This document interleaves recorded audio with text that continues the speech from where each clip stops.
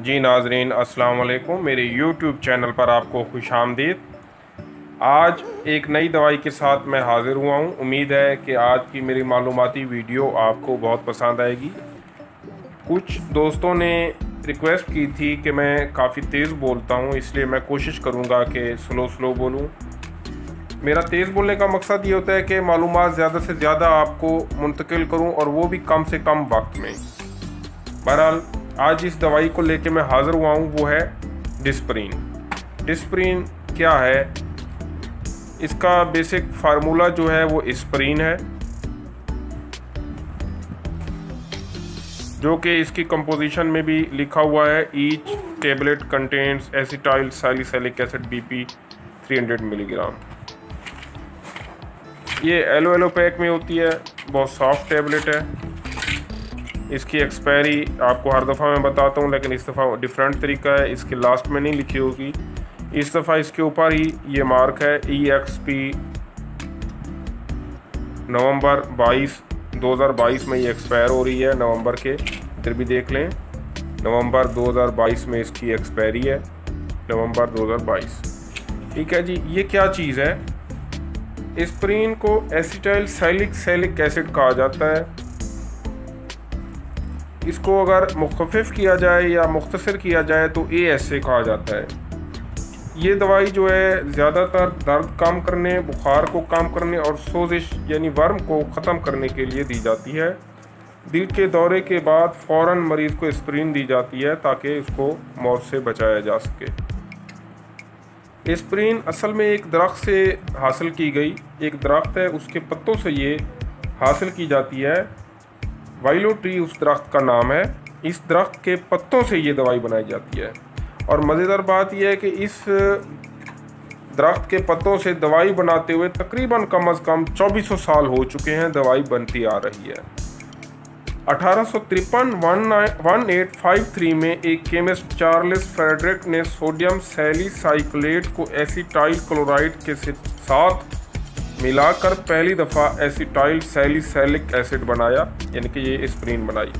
अगले 50 साल तक दूसरे केमिस्ट हजरात इसका केमिकल ढांचा बनाने और इसका रिज़ल्ट मज़ीद बेहतर करने में कामयाब हो गए। 50 साल इस पर मज़ीद तहकीकात हुई, तब जाकर वो इसका एक फार्मूला बनाने में कामयाब हुए।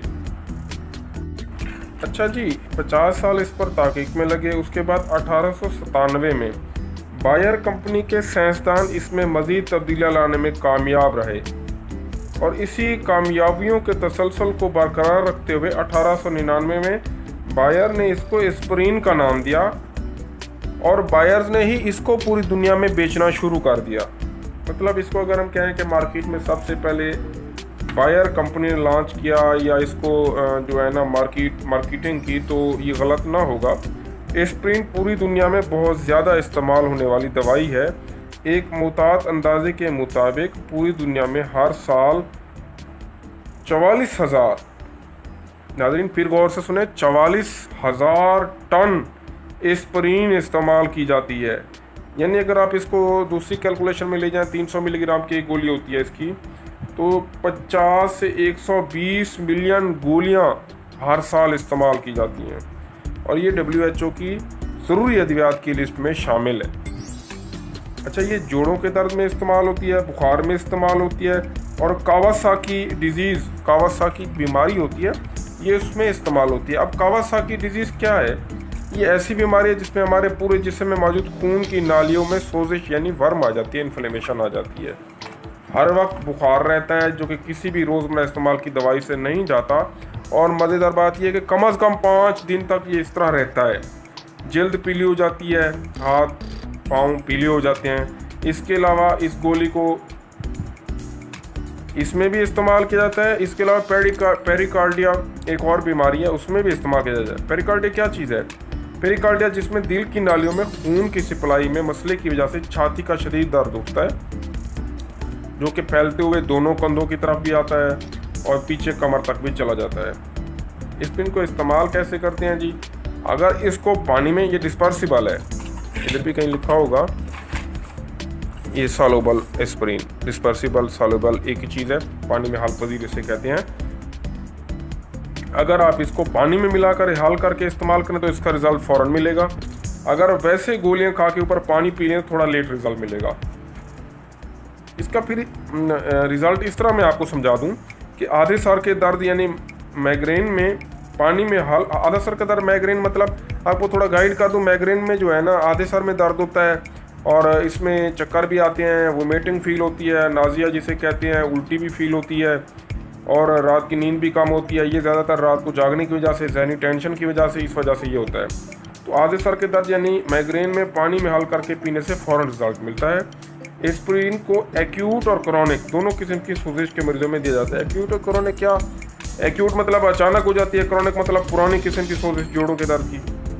अच्छा, इसको दिल के दौरे में के मरीजों में भी इस्तेमाल किया जाता है, जो मैंने पहले आपको बताया है। और मज़ेदार बात सुने कि 70 साल के ऊपर से मरीजों में इस्तेमाल बहुत सोच समझ कर किया जाता है इसका। इसकी एक गोली 300 मिलीग्राम एस्पिरिन पर मुश्तमिल है, मैंने आपको पहले बताई है। अच्छा, अब इसकी आ जाती है ज़्यादा डेली की रोज़ की ज़्यादा से ज़्यादा मकदार। रोज़ की ज़्यादा से ज़्यादा मकदार 4 ग्राम आप ले सकते हैं एडल्ट्स में, यानी कि यूँ कह लें कि 13 गोलियाँ तकरीबन आप डेली की ले सकते हैं। लेकिन अचानक बिल्कुल नहीं लेनी, मतलब at a time straight dose में एक ही टाइम नहीं लेनी, 4 से 6 घंटे का वक्फा रख के।